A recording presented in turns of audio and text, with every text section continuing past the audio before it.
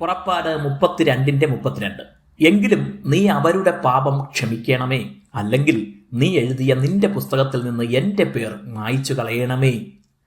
മൂലഭാഷയിൽ ഉൾപ്പെടെ ഞാൻ പ്രാർത്ഥിക്കുന്നു എന്ന് മോശെ ദൈവത്തോട് അപേക്ഷിക്കുന്ന പദം കാണുന്ന ഒരു ശക്തമായ പ്രാർത്ഥനയാണ് ഈ വാക്യത്തിൽ കാണുന്നത്.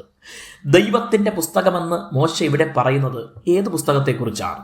തൊട്ടടുത്ത വാക്യത്തിൽ പാപം ചെയ്തവൻ്റെ പേര് ഞാൻ എൻ്റെ പുസ്തകത്തിൽ നിന്ന് മായ്ച്ചു കളയും എന്നാണ് ദൈവം മറുപടി നൽകുന്നത്. അതായത് മോശയുടെ ഈ പ്രാർത്ഥനയ്ക്ക് ദൈവം വ്യത്യസ്തമായ, ഇങ്ങനെ പ്രാർത്ഥിച്ചാലും ചെയ്യാൻ കഴിയില്ലെന്ന മറുപടി നൽകുകയാണ്.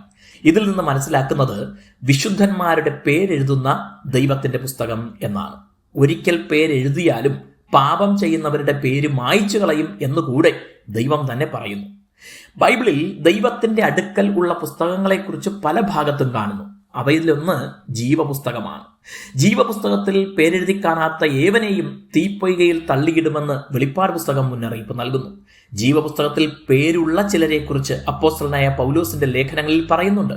പുസ്തകങ്ങൾ തുറന്നു എന്ന് വെളിപ്പാട് പുസ്തകത്തിൽ കാണുന്നതിനാൽ സ്വർഗത്തിൽ അനേക പുസ്തകങ്ങൾ ഉണ്ടെന്ന് മനസ്സിലാക്കാം. അകത്തും പുറത്തും മുദ്രയുള്ള ജയം പ്രാപിച്ച ദൈവകുഞ്ഞാടിന് മാത്രം മുദ്ര പൊട്ടിക്കാനും വായിക്കാനും കഴിയുന്ന പുസ്തകവും അതിലുണ്ട്.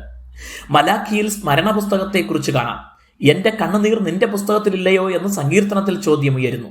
നമ്മുടെ പേര് ജീവപുസ്തകത്തിലുണ്ടെന്ന് ഉറപ്പുവരുത്തുകയാണ് അതിപ്രധാന കാര്യം. യേശുക്രിസ്തുവിനെ കർത്താവായി സ്വീകരിച്ച് പാപം കഴുകി ശുദ്ധീകരിക്കപ്പെട്ടവരുടെ പേര് ഉറപ്പായും ജീവപുസ്തകത്തിൽ എഴുതും. അവർക്ക് രണ്ടാം മരണമെന്ന ഗന്ധകപ്പൊയ്ക ഭയപ്പെടേണ്ടതില്ല. മോശയുടെ പ്രാർത്ഥന ആത്മഭാരത്തിൽ നിന്നുള്ളതാണെങ്കിലും ദൈവത്തിൻ്റെ പുസ്തകത്തിൽ പേരെഴുതുന്നതും മായ്ക്കുന്നതും പൂർണ്ണമായും ദൈവത്തിൻ്റെ അധികാരത്തിലുള്ളതും ദൈവീക വ്യവസ്ഥകൾക്കനുസരിച്ച് ദൈവം ചെയ്യുന്നതുമാണ്. ദൈവം നമ്മെ അനുഗ്രഹിക്കും.